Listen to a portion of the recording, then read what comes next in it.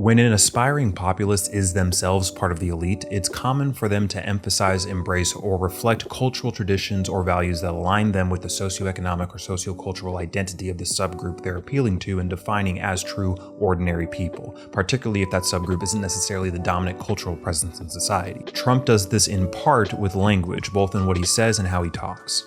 There are tons of subjects and opinions that have become taboo in polite company over the last few decades. Trump violates those taboos, aligning himself with the normal folks who aren't hung up on all that politically correct nonsense. This is why you hear his supporters use phrases like straight talker when describing him, despite him being one of the most prolific liars of all time.